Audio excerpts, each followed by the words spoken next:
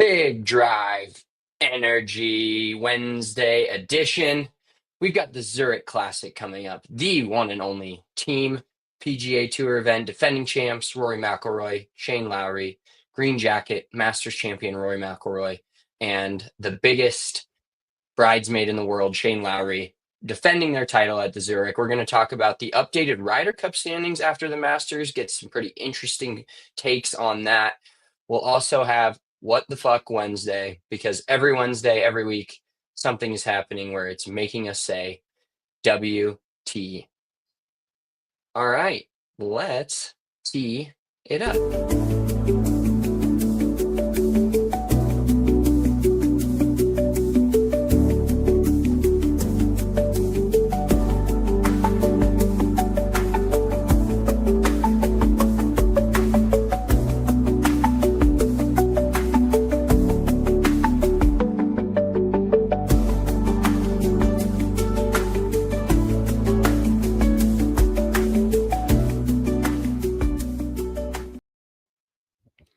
Big Drive Energy Wednesday, part of the Golfer Gang Network. If you don't know who they are, check them out on the internet, on socials, Golfer Gang Network. It is all a bunch of golf podcasts, a lot of different viewpoints on the game of golf, from professionals to jiu-jitsu ones to betting ones. Like, you can find a bunch of different podcasts on there, so make sure to check out the Golfer Gang Network. We are Big Drive Energy, Big Drive Spence, and Big Drive Mitch. If you're new to the show, welcome. Former golf professionals, current golf professional. If you can see my PGA elected 2K16, going on almost 10 years in the PGA. You would never know it by looking at me, but this is Big Drive Energy, and we give you all our takes on the PGA Tour, Live Golf, everything that you can imagine. First of all, before we get into the golf stuff, how are you? You got to play some golf yesterday. I'm playing some G today, a little niner this afternoon. It's great weather here. How was the golf, and what you been doing? What have you been up to this weekend? Oh man, the golf has been good. I had a little bit of a cold.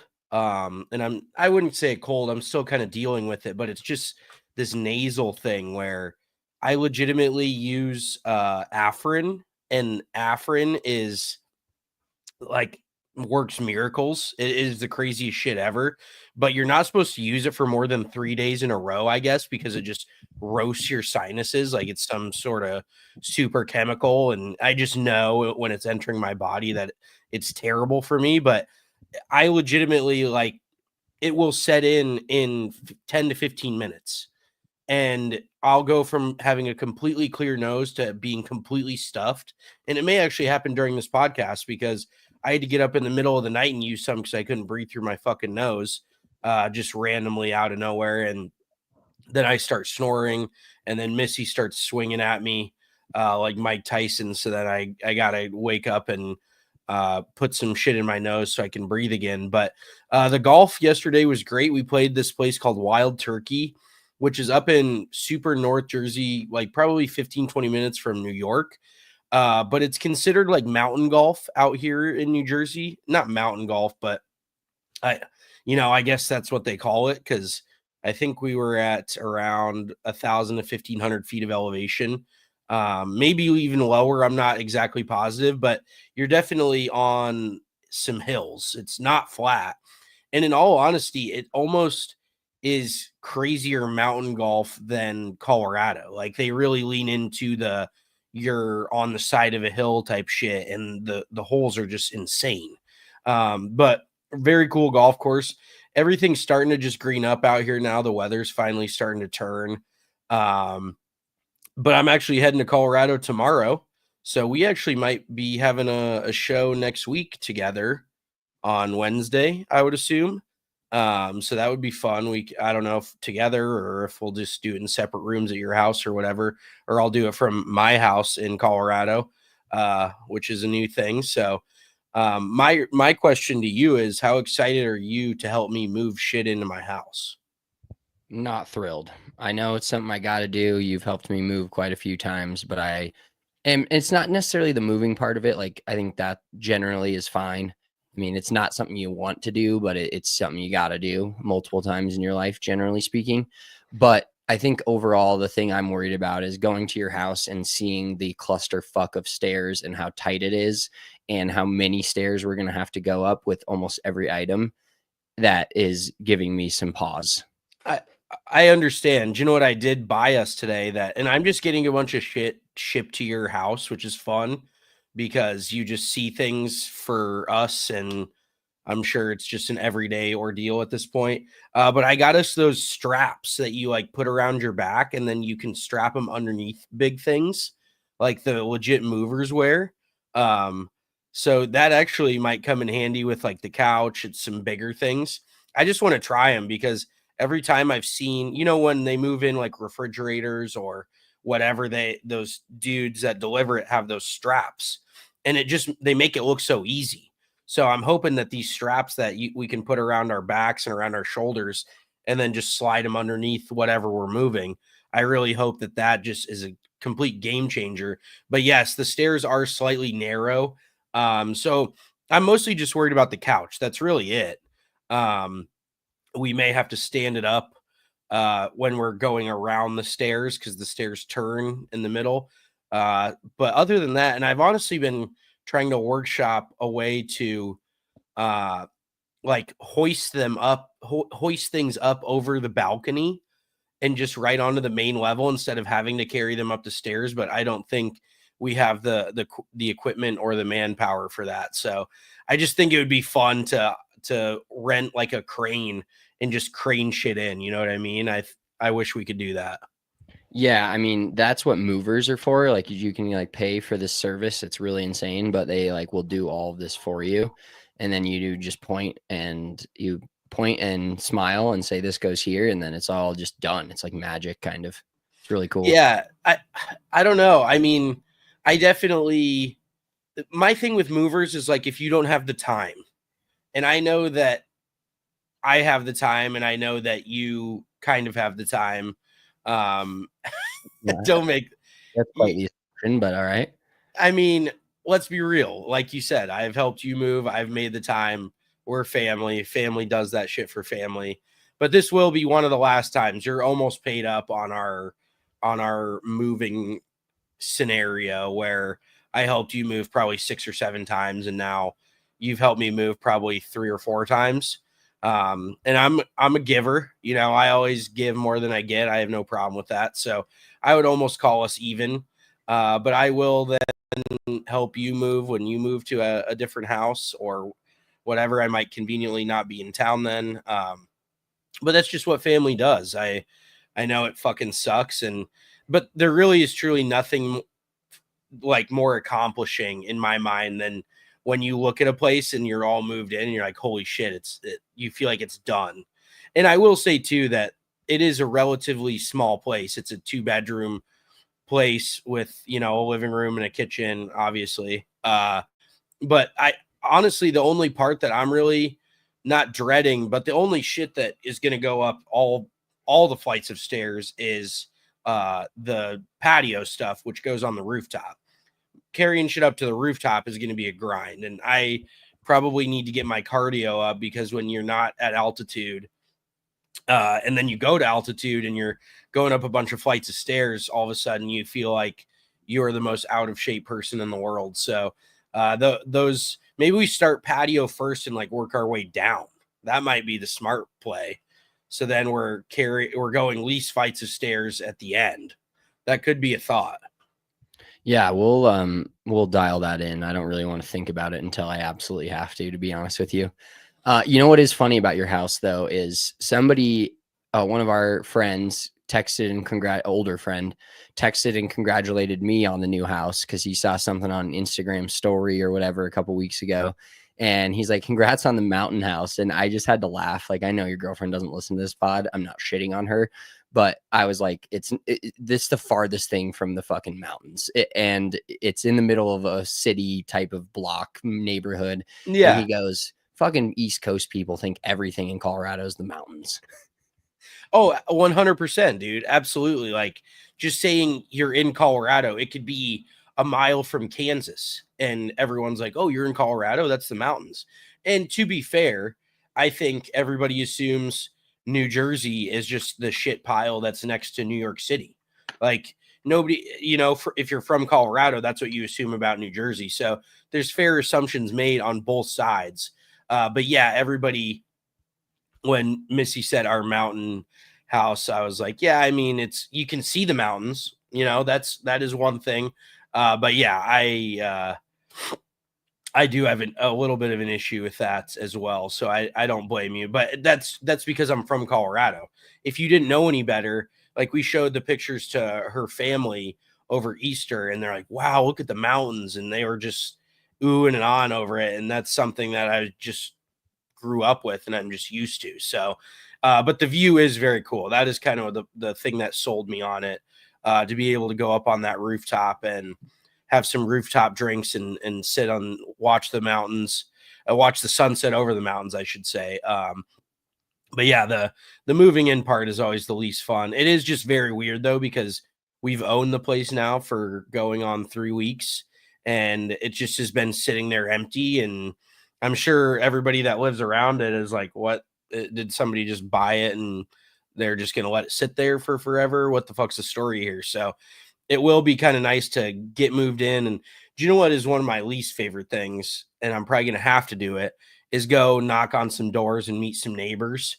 And that is just anxiety through the roof. Not necessarily like I'm decent at it, but. Well, put your anxiety on top of the roof, because I'm guessing all you're going to have to do is go to your rooftop and you'll probably be able to meet everybody in your little hovel around you. Hovel's not the right word. Village, maybe. It's just like all the same places. Do you think I live in the favelas in fucking Rio de Janeiro or some shit? No. I'm just saying, like, I was at your house for 30 seconds one day and did the whole tour all the way up to the rooftop. And I was on the rooftop and saw 2 different people doing stuff on their rooftop. And like, I didn't say anything to them. I don't live there, but yeah, those kind of style of places where it's like 8 or 10 of the same places and they all have the rooftops that are close to each other. Guarantee you just go up there and hang out for long enough in a nicer afternoon and you'll be able to give a nice friendly wave to everyone from afar and leave it at that. Yeah, but the problem is I want to get on our neighborhood email list, and that is only next door. Next door is the most annoying thing in the fucking planet. No, there's an actual just neighborhood email list for the like 8 units that are in our little complex. So it's just those 8 for all of us to be able to communicate. And I would like to be able to do that since I'm halfway across America. Just to get an idea of, what's going on and all this. And there's no HOA, which is great. So I don't need to worry about them hounding me for anything or being a pain in my ass. But let me ask you this, because I'm pretty unfamiliar with rooftop etiquette. I would prefer to have like as much privacy as possible, but none of the other rooftops have their rooftop like blocked off. And the problem is, not a problem, it's a great problem for us, but we're we're on the end unit furthest west, closest to the mountains. So I feel like if I put up any like tall shit to protect and kind of privatize our rooftop, that I'm going to block the mountains for other people that live next to me, and I'm going to kind of feel like an asshole for that. Like, do you think that's an interesting proposition? I think if you and Missy, luckily, I mean, a 5-foot fence would cover both of you, so you'd be good there. But you can go up and maybe get to a 6-foot fence. And I think a 6-foot fence, if you didn't do it the whole way, but if you just covered part of it, I think that would be an acceptable thing. And at least you only have to cover like 1/2 of it, Well, like I'd say almost like those things on your like that you get to like hide the bathrooms at a Chinese restaurant, or those, I don't know what they're called, those little foldable things that you put in your house, like that you can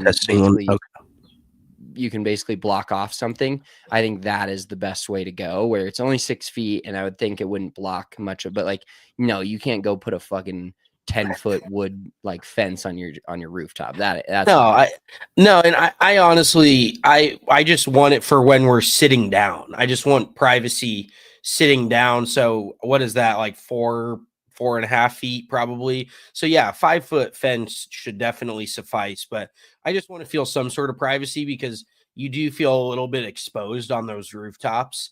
And luckily there is like solid railings, like not railings, but it's solid walls. It's not just like see-through railing around it. Yeah, I mean, there's solid railings, but there's also I think like if you're sitting or laying down, I don't think that it would This somebody be able fucking to like microphone. Yeah, okay. if God damn you're it. if you're laying down, like if you got like a normal beach chair or whatever chairs like the ones I have in my backyard that lay flat and they're only about a foot off the ground, I'm pretty positive if you were like sunbathing in that, nobody could see you unless they were 7 feet tall, unless Nikola Jokic is your neighbor and he's peeking over from the very end of his thing. And I think even sitting with how tall those are, you probably get your entire body covered and maybe like your head's poking out. You look like a little gopher that's looking over the top of the fence. So I don't think it's really too bad unless, standing up, even with your guys' lack of height, I think people will still be able to catch you up there on the rooftop. But I think overall, it's not too bad of a scenario. But that is an interesting point. You're fucking 5 inches taller than me, bro. I wouldn't go too crazy with it over there. I think everyone won't have a problem seeing me, but you are fucking funny. I'll give you that. 5 inches is a lot, buddy. Yeah, you're not wrong. I will agree with you there. That is substantial. But yeah, it was an odd thought that I had because I am the one that is in between everybody and the mountains, so everybody could potentially hate me if I were to block any sort of view that they have. But then again, it's like, well, in that case, why don't you buy the end unit so you have control over what view you have of the mountains? So I don't know, that's kind of a dick sounding thing, but at the same time, it's like it's ours. So it's just stupid shit that nobody else, you would never think about it unless it's your problem. And now it doesn't have me stressed out, but I just don't want everyone to hate me. Yeah, no, that's a very fair scenario. And I think maybe getting some of those folding deals that I was talking about, then you can also take them down and put them up when you're up there. So it's like not permanently up there. Well, And the other deal too is that I assume it's going to be pretty windy up there. Like, well, yeah, that's why you take them down when you're not up there. Yeah, but I want some permanent things that I don't need to take down and put up. And I don't want to feel like I'm in some sort of changing room where I'm putting up a fucking curtain while I'm up on my rooftop. I don't want to have to deal with that. So I kind of want to do maybe one of those wood, like those slatted walls that you can do, and just like 5 feet wide by kind of 5 feet this way, and then on the corner, and then 5 feet on the other side, just to kind of block that corner off a little bit. But we'll see. It's just a bunch of shit that I have to worry about, but it's good problems to have. Are we going to try to play golf this next week? I don't know if we should talk about this on the podcast or what, but so it's Missy's birthday next week as well. Shout out to her. Happy birthday, babe. Love you. She's never going to hear this, but whatever. So we're going to try to play golf on her birthday, possibly, and then maybe go to the Nuggets game that night. So what are your thoughts? What say you? The tee sheet is not open for me until tomorrow for next Tuesday. So we're You day fucking out. peasant. But yeah, I got the peasant membership, but it looks like it's fairly open right now. So maybe we hit just some G on Tuesday. Maybe we just even play 9 holes in the afternoon. Like, that is one of my favorite rounds of golf, is just like a 2 o'clock 9-holer, because the Nuggets game is at 8 p.m. Mountain Time. So if we played 9 at like 2 p.m., we'd be done by 4:30. We'd have plenty of time to go grab some dinner before the Nuggets game. So that might be the play. Yeah. I also have to figure out babysitter and nanny situation. So there's a few more layers to it, but we'll discuss off air.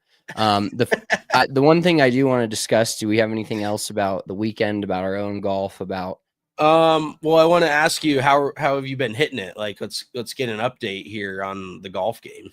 Dude, so okay, I've been to the range a couple of times over the last few days, and I've been hitting it really good. Honestly, a lot of my, it's this 4-person scramble when I played in Arizona. I hit a lot of good golf shots there for sure. But remember I said I didn't play with a fucking rangefinder. So I'm hitting 6-iron when I should have probably hit 7 or 8, and it's 10 yards over the green, right over the flag, or would have been on the green if I had the right club selection. Also mixing in the difference between Arizona distances and Colorado distances without having a rangefinder was completely fucking diabolical.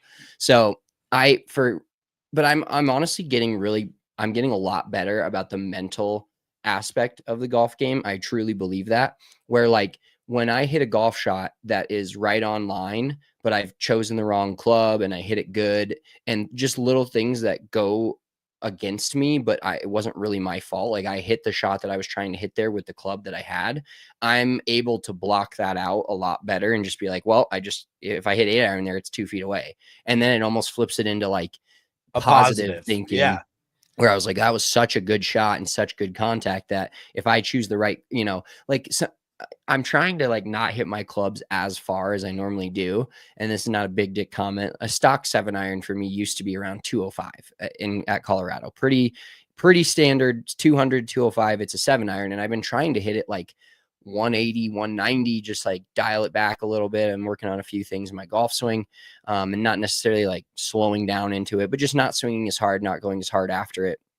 And there was a couple holes, both not necessarily in Arizona because I just didn't know the yardages, but when I played here, I hit a 7-iron from like 210 I played the back 9 at Inverness, and that par 4 that has the water in front of it, right in front of the green, the really cool looking par 4. I had like 195 in, and I had to kind of Rory draw it around the trees because I hit a drive that hit the tree. And so I had 195 in the rough, but I had to hit a draw. And so I'm like, oh, I'll hit, a good 7-iron. It was like 185 to clear the water, 195 to the front of the green. And then it was actually probably like 210, 205, 210 to the pin, which was in the back. And I hit this great golf shot exactly like I wanted with 7-iron, and it fucking flew the green and goes basically like out of bounds. And I'm like, okay, like I hit the shot that I wanted. I made great contact. If I hit 8-iron there, it's probably perfect. And I made double, but I was not pissed about making double because my ball's in the fucking bridges back behind that green, So I've been hitting it good. And at the range, I've been working on just a few little swing thoughts here and there where once I keep them dialed in, I have too many swing thoughts right now. So I'm trying to narrow it down to that just one. But I've been hitting irons really well, just stripe show with irons. Haven't hit a lot of drivers on the range because I usually bring my son and there's not a lot of time.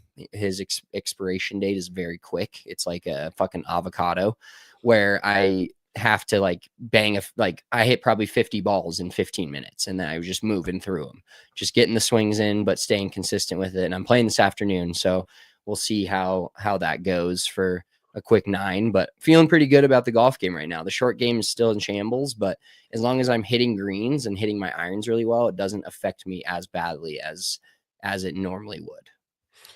Yeah, no, I like what you said about separating mental errors from physical errors, because so many people let a mental error affect them physically where they feel like they're not swinging it well.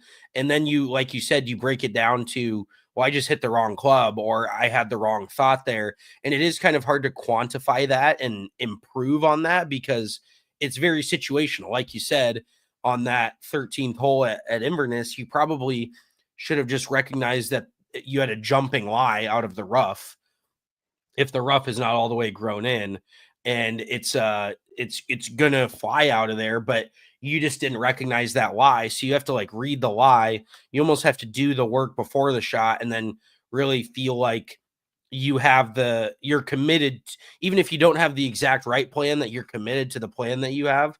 Because then if you hit it well and it doesn't end up in the exact perfect spot you want it to be, you can live with that. But the problem is when you hit a shot and you hit it shitty, and it's also like puts you in an even worse spot because you didn't consider all the options before you hit the shot, and then immediately after you hit it you're like, why did I just do that? Like, that is the most frustrating thing, is if you're mentally not through a golf shot and then you physically hit it like shit as well. And then you're just in a terrible position. So at the very least, if you can't physically hit it well, because you're not going to make perfect swings, throughout the round. You're probably going to make only a handful of perfect swings, but putting yourself in the correct position is one of the biggest things, because I went through my round yesterday. And I played pretty decent. I had, 3 or 4 birdies, probably a handful of bogeys, whatever. But there was just a few holes where it wasn't even physically me hitting shots. It was just what my thought process was going through, like what my intention was with the shot in the first place. That really like puts you in trouble. So it's definitely a hindsight thing, but that's when at the end of the round, you can look back. And if I was like more on top of shit, I would start tracking it. I would start writing it down just so I could look back like Matt Fitzpatrick style, and just be like, where did I go wrong here? Because you can definitely pick up on trends. And what I like to do at the very least after my round is I go through and mentally I'm like, okay, how many drives did I miss right? How many did I miss left? How many approach shots did I miss right? And how many did I miss left? Because generally speaking, there is some sort of trend there that you're just not picking up on throughout your round of golf. And then you can look back on that and be like, okay. And then you do that through 3 to 5 rounds, you can pick up on a real overarching trend of, okay, maybe I'm aiming too far right. Maybe maybe I'm doing this. Maybe I'm playing it too far forward in my stance, too far back, whatever. But you can't really pick up on those trends if it's just so shot to shot. So I really like to do that. But yeah, speaking of Matt Fitzpatrick, did you hear about his driver situation? No, I did not. So he's the very particular, obviously, guy that if you listen to golf, if you watch golf, you've heard about Matt Fitzpatrick being the dude that's written down every single shot he's hit for like the last decade or 15 years. He's had a 40-gram weight, I guess, in his driver the entire season that he didn't know was there. And he felt like he was driving it like shit. I guess he was having problems with the tee ball. And then he goes and looks at his driver and he's got a completely wrong weight in it that he did not know was in there the entire season. And I guess that has like made a difference now that he's switched it back. I guess he's now driving it better again. And it's like, how do you not, if you're on the PGA Tour, how do you not look at your equipment and realize what the fuck is going on with all the weights and shit? Yeah, that's pretty insane, especially for a guy as meticulous as he is with every little thing. You would think that something like that wouldn't sweep under the rug. I do want to tell you a few things though. I am having a crisis, and 2, I had a revelation where, so my crisis is obviously I caved the face in on my 5-wood, and this is just normally not a very important thing, but for the golf course that I play the most consistently, Inverness, where I'm a member, this is a disaster. This is bad because my crisis is I'm not hitting my hybrid all that well, which has been my peanut favorite since I was like 18 years old. And I literally love that club. It is. It's been my wubby. And I love that club. And on 12, I played 10, played the back 9, 10. I just bomb driver to like 60 yards out. No problem. But then I get to 12 and I'm like, it's smart to hit hybrid here. And I fucking like toe fly it like 170 yards to the right into the rough by this tree and leave myself like 220 in. I was like, what the fuck is that? And so I'm not confident in my hybrid right now. And I do have to hit it off the tee a lot. I worked on my 4-iron yesterday at the range, so maybe I can use that a little bit more and just feel comfortable with it. But I'm not comfortable with my hybrid. I have nothing between the hybrid and the driver. And that is very necessary for the golf course that I play all the time. And number 2, my revelation, the greens there are fucking hard and very confusing. And I've played with a couple of different older, like this one guy that I played with on last week. He was a member since 1974.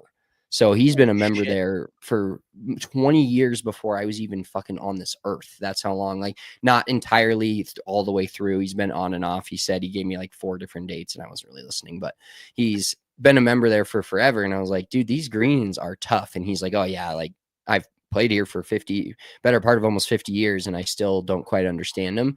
So the revelation I had there, and I might start doing it everywhere, but specifically there, is I'm going to also read my putts from behind the hole. I am not going to just read putts from the back. I'm very much stuck in my way of read the putt from maybe the side as I'm walking up and get the feel for the hill. But then I look at it from the back one time, give myself a read and go with it. And there it is just absolutely sticking it in my you-know-what, because I'm looking at the first like 8 feet and feeling something. And then I go behind the hole after, because I hit a few putts without doing this, and I played a few holes without doing it. And then I'd go behind it afterwards, because me and him were just playing by ourselves and we were behind a foursome. So we were hitting extra shots. So I started going behind the hole and I'm like, oh, I see why that did that now. And so now I'm going to see how long it takes me. And I'm not a big fan of waiting over a putt that I know I'm about to miss anyways. But I do think that I'm going to start looking at longer, 10 to 20 footers plus from the back of the hole, and getting myself an idea of what it does around the hole a little bit more when it slows down, and giving myself an overall better read on the entire putt versus like, I think this is left to right because of the way my feet feel. And this is not necessarily just inverness. This can be anywhere, but I'm not going to just fall into the habit of like, oh, my feet feel this way, I feel like it's going to tug off the club left. But then at the hole, it breaks, 10 feet to the left, and I'm fucking aiming barely out the right instead of like way out to the right, or vice versa. I need the behind the hole reads. So I'm going to start, changing my routine a little bit and trying to get consistent with the putting routine. Yeah, I mean, routine is huge for the putter in general, but if you are playing a somewhat competitive round where you care about your score and you aren't reading your putt more than once from around the hole, you're doing yourself a huge disservice. So I'm glad that you're doing that now, because everybody's been there where you walk behind the hole after you hit a dog shit putt and you're like, oh my God, how did I not recognize that?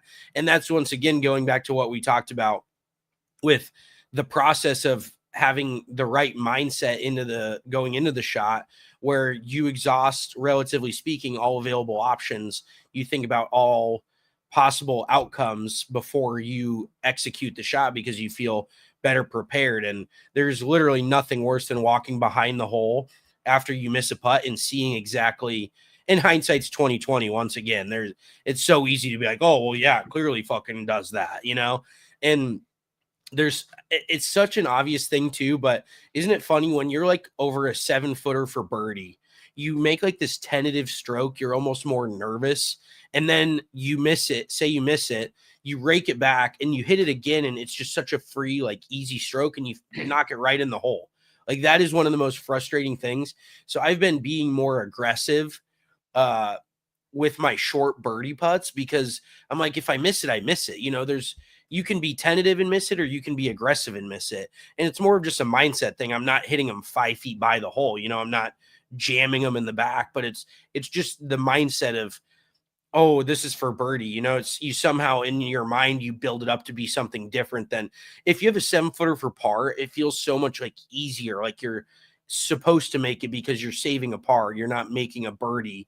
So it's just a mindset thing with the putter too, where you just take every putt, whether it's for double bogey or for fucking eagle, you take it the exact same way and you hit it the exact same, and you don't think about the score. And it's so much easier said than done. But that's where a lot of the amateurs that I teach, on top of their swing not being great, that is one of the big things that most people struggle with. But then the other thing is they have no process before they hit the ball, and they have no exact thought. Like I'll just ask them when they're hitting a range ball, I'll be like, okay, step back here with me. Tell me what's going through your mind. What are you thinking before you hit this shot? And a lot of times, even on the driving range, I've been teaching this not older guy, probably in his mid 50s, but really nice dude. And he's got a really good golf swing. And he's like, I just feel like I've been struggling a lot. And I'm like, dude, what, it's not necessarily your golf swing, because you have a lot of good tools here. But then I watch him hit 75 range balls in a half hour. Like he literally, probably more than that, he just rakes it and hits it again. Right. And I'm like, okay, let's take a step back and focus on the process of what you're trying to achieve, picking out a target, thinking of a ball flight, taking even half a practice swing. You don't need to take a full speed practice swing. And then he'll step up and hit 5 balls and they're great. And it's just a mental thing. And then he texted me after that lesson and he was like, I just went and played 9 holes and I played my best 9 holes in like the last 5 years. And he was super excited. And I'm like, yes, there's more to just the physical act of golf. Golf is 90% physical and 50% mental. It takes everything in you mentally, and then you still have to physically execute. But sometimes your mental head state can actually, the state of your mindset can actually inhibit you from physically performing. So there's just so many different options that can be going wrong with your golf game. That's the unfortunate part, is pinpointing what you have wrong in order to fix it, because sometimes you just have no fucking idea. Yeah, exactly. And you need somebody to coach you and help you out with that, which I'm in shambles. I'm sending you videos from mid-lesson. I'm like, let me take a video on my phone so I can look at the slow-mo, and I'm actually sending it to you. And I'm like, helps, SOS, SOS. But the one funny thing I want to get to real quick before we get into Justin Thomas and then the Zurich, my lesson, what you said reminded me of my last lesson, because I was like searching for things. And as we started hitting balls, I was like, all right, let's start here. Where are you aiming it? And he literally goes straight. And I'm like, oh, for fuck's sake. I'm like, okay. I'm like, here's one thing I do know. And there's not a lot, but one thing I do know. When you're hitting fucking range balls, pick a target out. And if you're hitting a 7-iron, you hit it 150, it doesn't matter if your target's 50 yards away. If it's a flag 50 yards in front of you, pick that target out. Because if you're not hitting a ball to a target, you'll never really know if you're hitting it left, hitting it straight, hitting it right. You'll never 100%. Know that. But when you have a target on every golf swing on the range, it makes it easier to see, like, oh, I've missed everything right, where you think you could be aiming left of that target. You're actually hitting it at the target you're aimed at, but you think you're hitting it left because you keep fucking, or you think you're hitting it right because you're actually aimed way left of your intended target just by your body line. So that's enough for my rant for the day, but let's real quick. That reminds me of a story. I was given a lesson last week, and this dude was struggling with a slice, and we have at the Rose, we have a big fence. It's a fenced in driving range with kind of forest all around it. And they've had problems with people hitting balls over the right side of the fence, because generally people slice it. And so I always set up on the very far right side in the last bay on the right side. And my guy that I'm teaching is hitting a few balls over the fence, and one of the fucking range guys walks over and goes, I'm going to need him to move stalls down over here. And I'm like, oh my God, dude, you don't need to shrivel him like that when we're on and he was kind of kidding, but the dude I was teaching was a little bit more serious. He wasn't like, he couldn't really take a joke. And I think it kind of pissed him off. I'm like, dude, you don't need to piss the guy off that I'm teaching. Well, I'm like, let's just aim it a little bit more left. How about that? Because it is funny, like you said, from the aiming thing, I'm on the far right side of the driving range. So we're like 20 feet from the fence. The fence is 20 feet right. And people just kind of aim straight out in the direction of the driving range where the mat is facing. And I'm like, let's you don't have to aim exactly where the mat is facing. You can turn a little bit to the left. And I will say that is a tougher thing about hitting balls off mats too, is it can fuck with your alignment, because if you're aiming way different than where the mat is aligned, it can kind of throw off your eye line. But so many people just shit pump balls over that fence. And so the range attendant being like, I'm going to need him to move down. I'm like, dude, shut the fuck up. Like I was like, you know what? We'll figure it out. Don't worry about it. And the dude I was teaching kind of like looks back and like gets pissed. I'm like, it's okay. We'll fix your slice. We'll dial that in. But I was like, bro, you don't need strengthen your grip, buddy. Let's fix this. Let's knock this out. Yeah, it just was a bad scenario I felt very awkward about it. I was like, dude, don't fucking, if somebody's struggling, you don't salt the wound. You know what I mean? You don't he's not aiming over there, shit pumping balls into the woods for fun. Like, he's just flat mishitting it. That's just how it fucking goes sometimes. So it was pretty funny. Yeah, that's great. All right. Well, we actually did a lot of our banter today on golf, which is very unlike us. But this is the part where we start talking about the topics at hand in the golf world. All right. So let's start real quick. Just kind of a wrap up of Justin Thomas winning the RBC Heritage. And I have a few thoughts real quick. One, shout out to JT. The way he won that was great. Making that putt on a playoff hole, signature event, incredible. I am really bummed that it was right after the Masters, because we did our live show, catches every signature and major Sunday live when the leaders hit about 14, 15, and we'll take you all the way through the playoff, and sometimes a Monday morning playoff. We're very flexible in that aspect. But I was just kind of bummed, because that should have had a lot more juice in our show, and like I try to have juice, but it just didn't feel that way. If that was this week and it happened, like they did the Zurich 1 week after the Masters and then go into a signature event, I think it would have had a lot more juice in my mind. Now, not everybody maybe felt that way if you're a JT fan or whatever, but incredible win from him. And just the way he played all week after he's been kind of edging on being good again and edging on winning. I think it sets him up for a great rest of 2025. And shout out to Andrew Novak, who's also been really good this year, just hasn't won. And did you see the video afterwards where he was talking to a kid and some kid was like, I bet on you. And I was like, dude, this kid's like 12. So I don't know what the fuck they got going on in New Orleans or in, in South Carolina, but that's extremely illegal.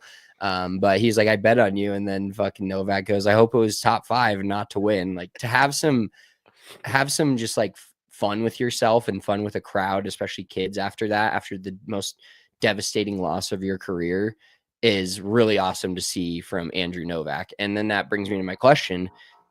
After a couple days to sit on it, is Justin Thomas back? Will Justin Thomas be in the final group? I won't say win. Will he be in the final 2 groups of a major in the rest of 2025? Yeah, I really do think he will be. It just felt like he got over that hurdle, similar to Rory on a much smaller scale the week before. It really felt like he kind of opened up the floodgates for himself, in my opinion. Because like you said, he's been playing good golf this year, and he's just not been able to get rid of that really bad round. You listed the course records he's set. He's got like a dozen course records on the PGA Tour, which is fucking nuts considering everybody else on the PGA Tour plays these courses, but he just couldn't get rid of the 74 on a Friday or a Saturday or even a Thursday. He's, like we said, he's the king of the 63-75, and that's just not or like him at the Players when he started out and was like 6 over par and then shot an ungodly round on Friday to make the cut and set the course record. I get another one. Set the course record on Friday, and then the weekend just kind of fizzles out. I mean, still impressive golf to get to the cut at the Players no matter what, and then being 4 over after day 1, it's 10 times as impressive. But now it feels like he finally put a full 4 days together, including another course record. Oh, absolutely, man. And like we just saw it this week when he is good, his good is as good as basically anybody. That's the toughest thing. Is we talked about it earlier this season. The best players that have been the best players the last 5 years have not been the best players this year.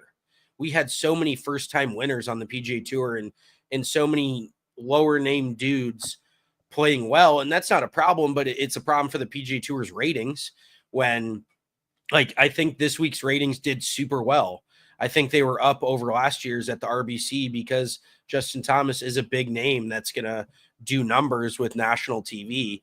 But yeah, I think that JT, in all honesty, I've kind of come to really like JT as well. If I had to pick between him or Spieth, because everybody kind of puts them in the same bucket, I would take JT a million times out of a million. But I do think that he will compete at some point this year. And like you said, dude, Andrew Novak, I think he's going to win at least once this year. He's been on the cusp of it multiple times. And he just seems like such a cool dude. I watched some of his interview that he did with Monday Q Info. I actually shot him a DM the other day and asked if he would hop on our podcast. Shoot or shoot. He's one of those guys. He only has like 2,000 Twitter followers. Like, he's not a big brand name by any means. So I was kind of hoping that maybe we could have Novak on at some point. He hasn't responded, no surprise, but my girlfriend doesn't need to worry about me sliding in other girls' DMs. I'm just sliding in PGA Tours players' DMs, fucking seeing if they want to hop on the podcast to no avail so far. But other than Hubs, our boy Mark Hubbard, we should have him back on, see if he could hop on. But Novak just seems like a genuinely good dude who's very self-aware. And he's talked about in the clip with Monday Q Info, he talked about 4 or 5 years ago setting a goal for himself of wanting to qualify for the Ryder Cup this year because he knew it was at Bethpage, and talk about like forward thinking. And a dude, I mean, Novak's only been on the PGA Tour for 3 or 4 years, I want to say. So to have that kind of goal, there's not very many dudes on the Korn Ferry Tour that are thinking 5 years from now they want to make the Ryder Cup team. They're like, I just want to play on the fucking PGA Tour. I just want to make sure I have a full-time job next year and can make a living. They're not thinking about having that high of expectation of trying to make a Ryder Cup team. So it's pretty clear. And he even said, he's like, I know it's a big lofty goal, but it's something that I truly did feel like I could achieve. And he was just talking about how much of a zoo he thinks it's going to be out of Bethpage, but he just seems like a really solid, kind of a throwback type of golfer. Like, he's not a huge numbers guy. He's not a track man. It doesn't feel like he carries a track man with him everywhere. He kind of knows his numbers. He doesn't hit it super long. He just flat out gets the ball in the hole. And so I kind of relate to that a little bit. And I think he's a fun watch, but I do think he is going to win at some point this year. That was a very long way of saying, I think Justin Thomas is going to win again. And I also think Andrew Novak is going to win at some point this year on the PGA Tour. Yeah, Novak's having that like just below elite level PGA Tour season, where elite you have to win events and multiple events, but then there's the guys that are, I swear to God, in the top 10 at all the big ones and quite a few every single week where you're like, oh, this guy again, this guy again. It feels like he's having the Sahith Theegala season from like 2 or 3 years ago, when he finished high at the Waste Management, when he got close to winning multiple times, because I think Novak now has 2 or 3 top fives this year, and he's been in contention. I mean, obviously he lost in a playoff this week, so he was very close to winning, and it just feels like it's not an if, but a when. But I will say Novak's game, Sahith Theegala, if we just want to talk about him for a minute, because I've been saying this, Sahith's swing is just very unique, and it's not bad, but it's pretty inconsistent. And he's had a terrible year this year. Like, real quick, if we can go through it, there's a few guys hovering around the 100 mark in the FedEx Cup that is shocking. Those are guys where you're like, how the hell is this dude not, in the top 50, top 60 at the very least? But I was looking through the FedEx Cup rankings the other day, and I was just kind of shocked at what I was seeing. So right now, let's see, this is great podcasting, but Sahith Theegala is 95th in the FedEx Cup as of right now, which, Charlie Hoffman is 86. Kevin Yu is 82nd. There's a lot of names. Chan Kim. Have you ever heard of Chan Kim? He's 77 right now. So he's just flat out not having a great year this year. And then you've got guys like Tom Kim. Tom Kim is 74th. There's Max Homa's 100th. Nick Dunlap just having a all-time rough go of it this year. He's 103rd. Adam Hadwin's 110th in the FedEx Cup, which it feels like he should be, much higher. Ricky Fowler's 113th. Matt Fitzpatrick is 114th. And our boy Homeless Hubs, Mark Hubbard, is 119th right now. And it is pretty early in the season, relatively speaking, but it feels like he's kind of got to make a bit of a move. Is there anybody else? I mean, Torbjorn Olesen is 135. Emiliano Grillo is 139. Just some bigger names that you would kind of expect to at least be in the top 100 have kind of been struggling this week, or so far this year. But I also think that is the beauty of the Zurich Classic, the event we have coming up this week. It feels truly like any person's ball game, any team's ball game. And it is a chance for a lot of these guys to kind of get back into the FedEx Cup race and in a little bit of a different fashion than they're normally used to, having a team event. It is truly one of my favorite weeks of the year on the PGA Tour. It's so fun to watch these guys, because let's just be real. There is dudes that are, relatively speaking, not that great on the PGA Tour, but they could possibly be one of the best golf teammates you could ever have. You know what I mean? Does that make any sense? It does. Oh, yeah, no, it makes complete sense because of the way that team golf is played and the difference there makes. Like, if a guy's really good at hitting the tee ball and somebody else is really good at the approach shots, I mean, they're not playing scramble, but there's some different things where you could have a teammate that makes a ton of birdies and then another teammate that's just like making pars all the time. So you're not taking a team bogey at any point, but then that guy that's making 11 birdies, but 7 bogeys in a round isn't really affecting you as much as a team. Before we get too much into the Zurich, though, we had a perfect segue, and then we kind of talked through it, which is our thing. But talking about Andrew Novak and wanting to make the Ryder Cup team, we have a graphic here that I'll pull up. So this is from Kyle Porter CBS, or Kyle Porter, what is that? NS? Kyle Porter NS, and these are the U.S. Ryder Cup rankings with 5 months to go. What stands out to you? So we've got Scheffler, Schauffele, Morikawa, DeChambeau, Henley. Thomas is up there again, and he'll probably qualify on his own this year, which will feel a lot more legit. Maverick McNeely, Brian Harman, JJ Spawn, Cantley's up there, but there's Andrew Novak right there sitting at 11, right in that spot where it's like another few top fives, and he's going to shoot up that list. And it is funny to see Patrick Reed down there at 22nd. And I think somebody quote tweeted this tweet and was like, I'd take the guy at 22nd over 4 of the top 5 guys or something, and kind of being a little bit of a troll, but at the same time, like it's going to be interesting to see. The Ryder Cup team has been so consistent for years and had the same like 9 to 10 guys. And then there's like 1 or 2 that are like, oh, they're making their debut. But this year it could be, you have Mav McNeely, JJ Spawn, potentially Novak, potentially Tom Hoagie, Daniel Berger has started to pick it up, like Lucas Glover, an old dude on the team. So I think this could get really interesting as we get closer to the Ryder Cup at Bethpage, which is going to be an absolute riot for this year.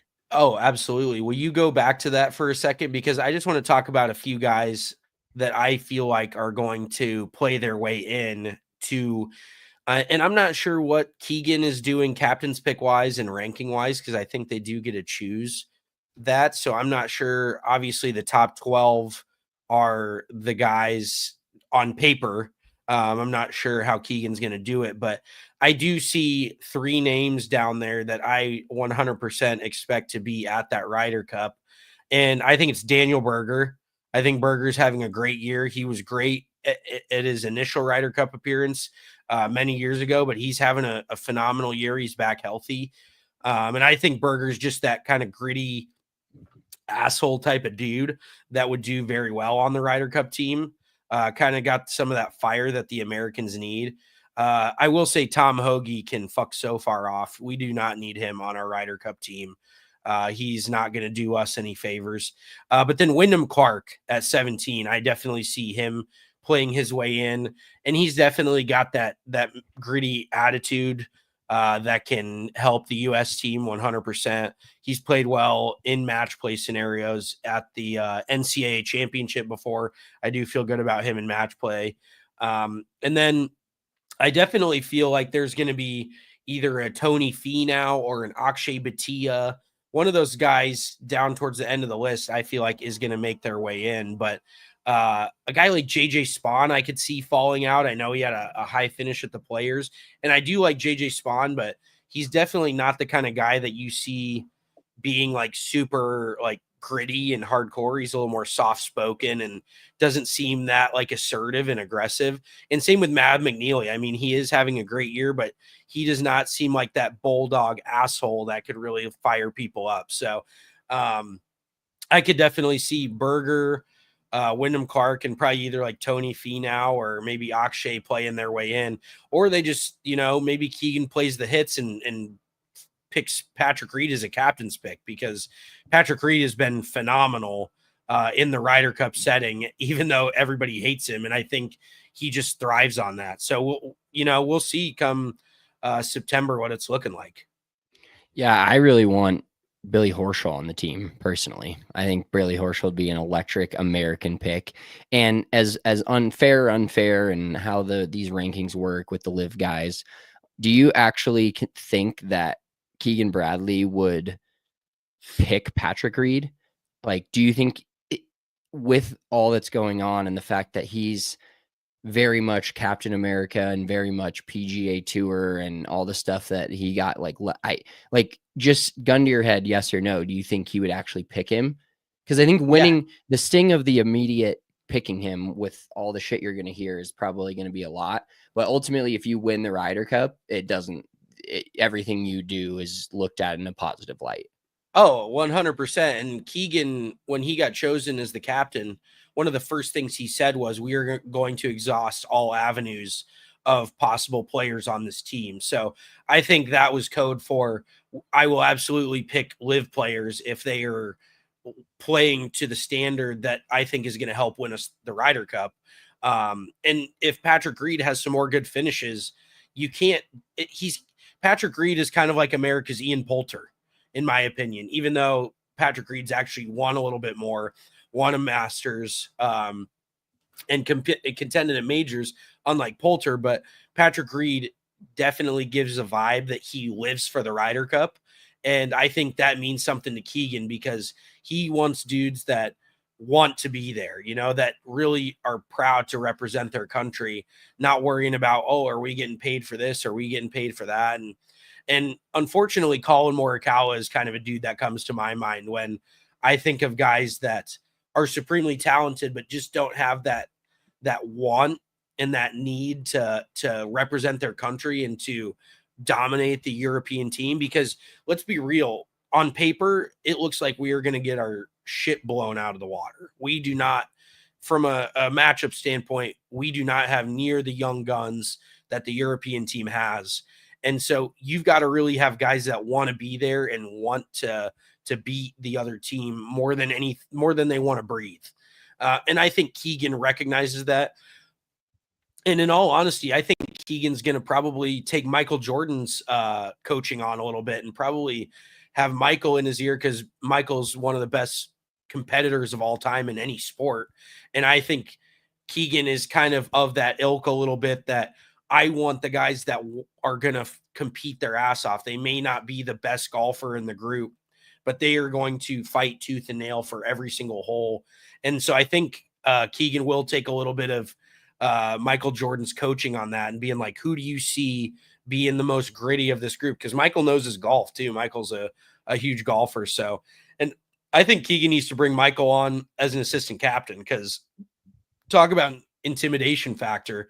You got Michael Jordan in a golf cart staring you down on the green when you're standing over a 10-footer. Like, he is a physically imposing dude for golfers, being 6'7", 6'8", and just the weight that his name carries, I think would make a difference at the Ryder Cup. Yeah, I totally agree, man. Michael Jordan is maybe the both best player and one of the best competitors, along with Tiger Woods, of course, that any sport has ever seen. Those two will go down, and in 150, 200 years, people will still be talking about those two as competitors. Let's segue to talking about the Zurich Classic a little bit, and then we can give our picks. Like you alluded to, really fun week on the PGA Tour. Some very fun groups out there. I wanted to see if you had any, not necessarily to win, we'll get to our betting card here in a second, but any pairings that you saw where you're like, that's just a hilarious contrast of dudes. Yeah, I was looking through some of them earlier, and there is a few that there is guys that are very similar, and then there's guys, obviously we've got I think 3 sets of brothers. We've got Jeremy and Jake Paul from CU that are Yannick Paul. Oh Jake my Paul. God, Jake Paul, fucking Christ. Jeremy and Yannick. We should put Jake Paul in the headline. That would fucking make these pop.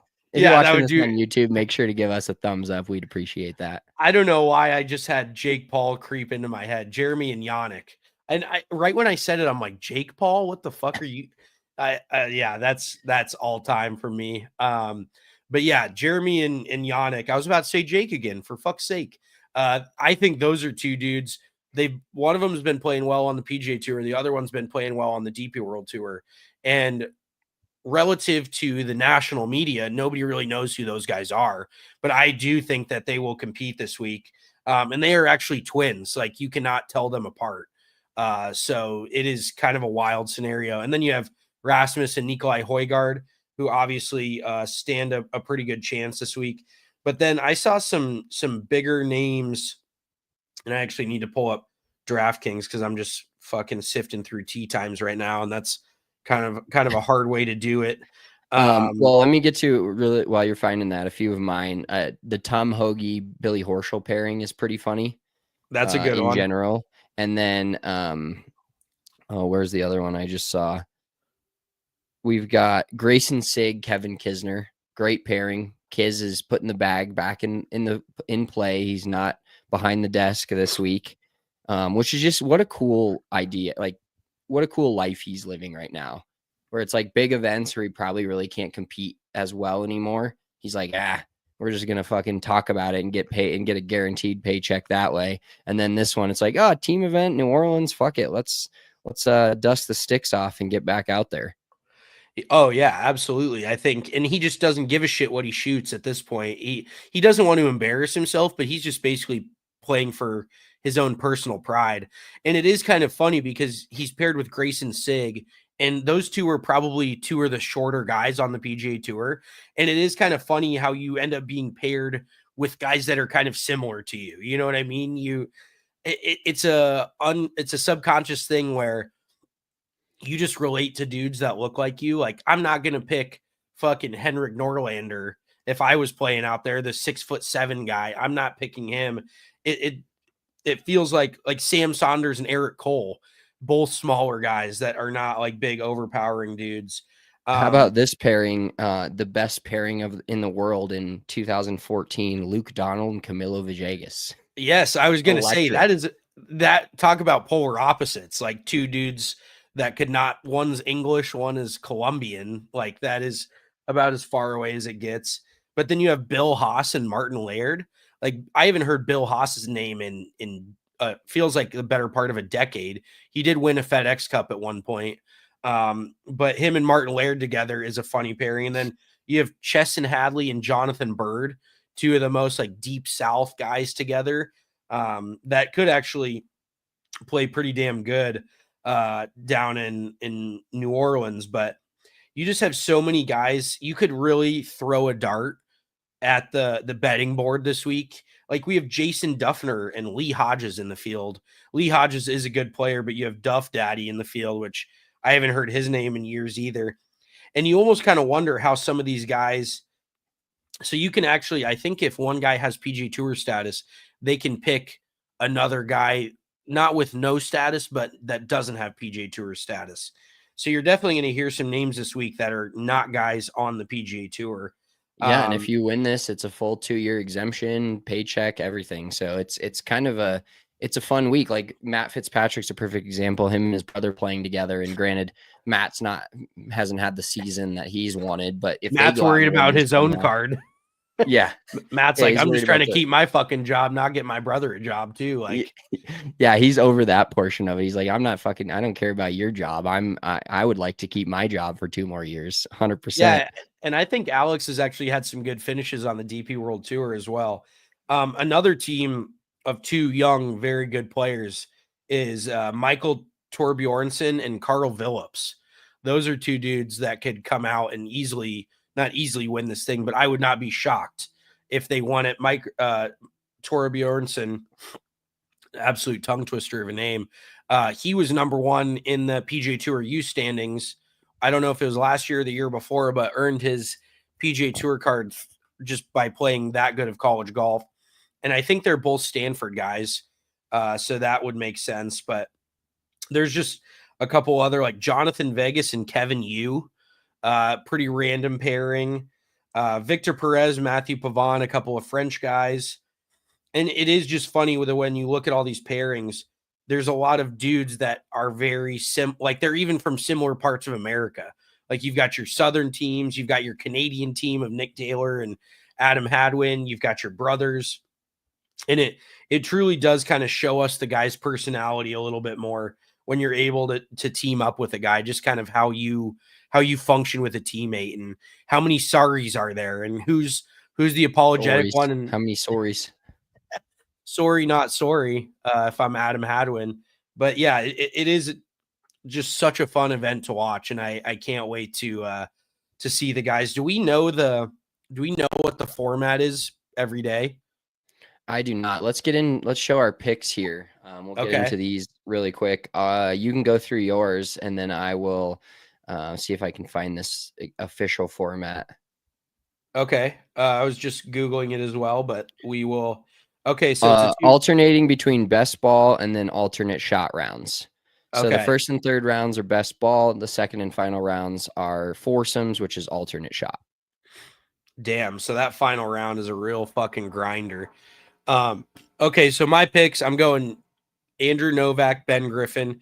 Now I'm just questioning every name that I say after that Jake Paul slip. But Andrew Novak, Ben Griffin have both been playing good golf this year. I feel like this could be a week for both of them to get a W. They're both kind of been knocking on the doorstep.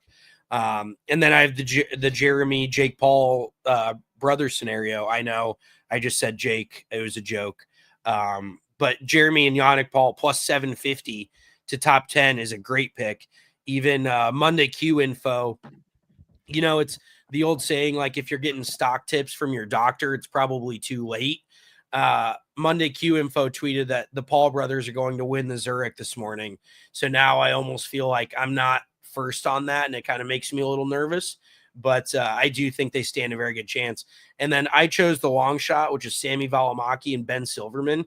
Sammy Valimaki's been playing great golf. He actually had the lead for a good portion of round one this last week, which obviously you can't win the tournament in round one, but he's been playing really well. And who knows, that's another weird pairing, like Ben Silverman and Valimaki, but plus 8,000, I could not take him. Yeah, it's a great long shot bet. Mine are so I'm gonna go Ryan Fox, our Masters Calcutta fucking roller coaster ride of a player, and Garrick Higo, fresh off his first win on second win, excuse me, on the PGA Tour, but fresh off a win nonetheless. I just love the combination of these two dudes, two goofy looking dudes. Higo with the lettuce. But I saw the Boston hat picture, just electric. No partners, no sponsors, just golf and winning a PGA Tour opposite field event. And then our boys, friend of the program, Mark Hubbard and Ryan Brem, they've actually played really well here. And this has been a thing where they've skirted the top 5, top 10 a few times and had really good performances here. So I'm going to roll with them as my top 10 pick at plus 900. Let's wrap this pot up with a little what the fuck Wednesday. This is like my favorite thing, because just hearing our shortcomings each week, we always text each other, but some of the things I like to save. Mine isn't that bad today, but it's just me being me and being not paying attention. So I have the same drive to work every single day, and I've got it dicked to a certain time, and I know about how long it takes me to get to this point, whatever. And for the last like 3 months, there is construction on the main road that takes it down to one lane that takes an extra 5 to 10 minutes every single time. And every day when I leave for work, I don't realize that I'm taking the same route that is going to run me right into this goddamn construction until it's too late and I can't back out of it. And I don't know when I'm going to figure it out. Maybe next week, maybe the construction will be done by the time I figure it out. But I'm just like, every time I get to 6th Avenue when I'm on University, I'm like, I did it again. Here we go. It's going down to one lane. Maybe today it'll go faster, and it never does. And then I'm usually, if I'm fucking trunk slamming it and trying to get to work right before a meeting, I'm always like, oh, well, I'm gonna have to fucking take this from the car to start, and I'm there at 10:05 instead of 10 o'clock or 9:55 when I should be. So it's just me not paying attention every time I get in the car and taking the same route that is heavily congested with traffic. And then that's kind of everywhere right now in Denver. Everywhere, I feel like every drive I have, I'm fighting some sort of going down to one lane, this and that, and I'm getting pretty tired of it. But if the roads are better in the long run, fucking great. Just right now, it's throwing me in a blender. They're never better. They just stay the same, and they have to just work on them year fucking round in order to keep the roads the exact same. You never feel like you see any drastic improvement.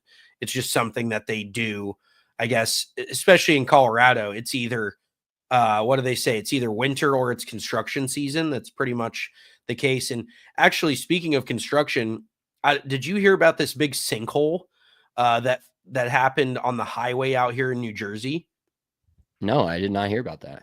So it has shut down one of the biggest highways in all of New Jersey, I-80, that runs pretty much from like Chicago all the way to New Jersey. It's a massive highway. But there's just like 100-foot wide sinkhole. And could you imagine something scarier than just driving along the highway and your car just gets eaten up by a fucking sinkhole and you end up going underground? You feel like some sort of mole being underneath the ground under the highway. But I guess it was because of these old mines that are now collapsing underneath the ground, which is fucking wild. But then there's this apartment building that's near the sinkhole. And I guess the apartment building is starting to move, and all the fucking tenants in there are like losing their shit. They're suing the building. The building won't talk to anyone. It's been all over social media. Basically just not doing their due diligence on, we're building a massive structure on top of an old mine, basically just hollowed out ground underneath us, and what the fuck could go wrong. But my what the fuck Wednesday, a couple things. One personal, one non-personal. The personal one is, every time, I'm not great at remembering the keys to the building every time like I take down our trash or whatever. So late last week I was just vibing, doing chores around the house, taking out the trash while Missy was asleep. And so I forget the keys, and I'm downstairs, and I'm like, fuck. And I just felt so bad. Like, Missy's fucking asleep and I have no way. Like, and I'm calling her and she's just snoozing so hard that she sleeps right through the phone call. So then I have to buzz the apartment building, and I scared the shit out of her. And she actually was not that pissed, but I was like a little scared to go press that button. Like, Oh, yeah. oh boy. That Yeah. Like, fingers fucking shaking heading up to that button. You're like, oh God, here we go. I'm going to Oh, be fuck. in trouble. Yeah. She's going to see my keys sitting on the fucking kitchen island and just want to MF me the entire day. For wrecking her great sleep. But my other what the fuck Wednesday is, this whole Shannon Sharp thing is hilarious. Like, this dude is so sexually online that I just cannot fucking get over what the every time he has sex, it's online somewhere. And he's just tweeting his own fucking screenshots of things. Like, he's trying to get ahead of it, which is smart. But everybody, the response, like, I haven't seen that much interaction with a tweet since like Elon Musk, and it's just fucking Shannon Sharp's sex life. It has been a pretty funny story to follow. I try not to take sides on this stuff. I mean, I like Shannon Sharp, but those guys are hilarious when this kind of stuff, you start finding out about it, because he seems like he's so on his show. I mean, it's hilarious. Their pod, him and Ocho Cinco, it's one of the funniest pods I've ever listened to. And I got into a groove of listening to them all the time. And just the way they talk and all that stuff, it just cracks me up. But then when this stuff comes out, he has to be all, oh, Mr. Professional. And I'm fucking going to sit in front of this mic and talk and be very slow and be very, not crazy. So this is some serious shit, I guess, that's hitting the fan. But it also, like, that it seems like a little bit of a fucking money grab. But then I also heard that he offered her 10 million to keep it quiet. So then it's like, oh, maybe, I don't know all these fucking legal things, but maybe the 10 mil would have not had this surface. And which, when whoever's in the right or in the wrong here, whatever, I don't have an opinion or know any of the facts, so I can't say. But now Shannon has to deal with all of this in the public light versus like just, giving her money and making it go away, which is not necessarily the correct thing to do. I'm not saying that, but like, now he has to answer these questions and do these sit downs and tweet out all these fucking text messages that are just absolutely, the fuck talk is off the charts from these two. And it just makes me laugh, because your own personal life in that realm, but you never know what other people and the shit that's going on. And it's just like, whoa, you're fucking in one, bud. Well, yeah, and that is the craziest part, is I feel like they definitely, because I guess this chick's lawyer is a notorious money hunter. He just goes after. Yeah, Tony Busby, like his name, when I heard his name, I'm pretty sure he's like Deshaun Watson. He was one on the Deshaun Watson's girls case, I'm pretty sure. Okay. I'm not condoning any of this. Like, don't misinterpret what I'm saying here, but I recognize the name of that lawyer. And when that happens, it probably means, that something's going down. Yeah, he definitely seems like a bit of a scumbag, money chaser type of it. Just the name, like you said, your name's Tony Busby. You're a fucking shady ass back dealing lawyer. But the whole deal, I think the reason they wanted to come out with this to make it public, and why I think Shannon tried to get ahead of it, is because Shannon's on ESPN, which is notoriously one of the most like buttoned up, somewhat liberal fucking kids show type, networks, where they don't want any of this stuff going on. and they don't want any of their people's personal lives outed like this. And so just the fact that Shannon is on ESPN, like, and just like Pat McAfee, guys like that, it shows you that media has really turned a corner, because the fact that all this has come out and ESPN hasn't just cut ties with Shannon Sharp immediately is like one of the most shocking things, because it just felt like, if you got a breath of wind from fucking anybody's sexual life in the past or anybody's personal dealings or whatever, like, you're just supposed to stay out of the headlines. I feel like when you're on ESPN, and you're not supposed to misrepresent the brand or anything. So I thought that was just hilarious too, to watch Shannon on ESPN and then hear the shit that he says on the podcast with Chad Ochocinco. It's like two completely separate people. It's blows my mind. Yeah, well, it's kind of like Biz on TNT, and he's on Yes. a show with fucking Gretzky and Henrik Lundqvist, and he's funny. He definitely has his personality, but then I see one tweet of them on TNT and him being like very serious, asking Mackenzie Blackwood questions, and the next tweet from him is like the Leafs winning is, oh, suck on that, motherfuckers. Like, it's so, and it really is. That's actually really a cool thing that media is going to nowadays, where it's not like you have the people that are one side and then the people that are the other. And it's very like, it's a blurred line of like, you can be a certain way online or on your own show. When you're on this show, you're definitely a little more buttoned up, but everybody knows that you're like that. And it's okay to be like that off of the show. So I actually think that's like a very groundbreaking thing in current sports media nowadays, where guys can be both and do both and be hilarious at both things. Well, yeah, absolutely. And that's, like you said, I like now that somebody's personal brand can be different from the brand that they work for. Like you said, Biz works for TNT, and as long as he doesn't say anything on TNT that is crazy, then he can say whatever the fuck he wants on Chicklets or whatever, and Chicklets is hilarious. Like, the shit he says on Chicklets is wild. But then that actually just made me think of fucking Shaq having to poop mid fucking show the other night. I am going to be so bummed when that show is off the air, because that I was laughing out loud. Chuck is like, we on TV, and Shaq's like slow running, like shitting his pants, just back into the bathroom. Oh my God, dude. That is just an all-time TNT. Yeah. Does it so I don't think good. we're losing it though. I saw something that somebody else picked it up, or maybe it's going to be I don't know. I don't think we're losing it. But then did you see they brought a porta potty into the next show and just put a big, massive porta potty right next to fucking Shaq where he's No, sitting? I didn't. That is so good. There is incredible. there is an image in my mind of Shaq getting pushed into the Christmas tree. I forget if it was this last year or the year before, by Kenny. I will never not laugh out loud when I fucking see it. He just disappears into that massive tree, and I just piss my pants every time. Well, what's the other clip? I'm gonna go find it after this, where Chuck was like, "Oh no, we don't got to go there," to Kenny. And what was he Kenny talking about? said something about Kanye. Okay, Maybe not. okay. Maybe not the time. Probably not the time right now. Or something. Not right now. Dude, I'm going to go watch that clip and laugh my ass off. Thanks, everybody, for tuning in to this edition of Big Drive Energy. Enjoy your weekend. Enjoy the NFL draft coming up. We've got playoff basketball, playoff hockey, a lot of sports, just a big sports bukkake this whole weekend that I'm looking forward to. Give us the Broncos first round pick. Call it right now. I'm going to say it is Travion Henderson, running back from Ohio State. Okay. I'll go Colson. No, I'm not taking no tight end. I'll just say Omari and Hampton, running back out of North Carolina.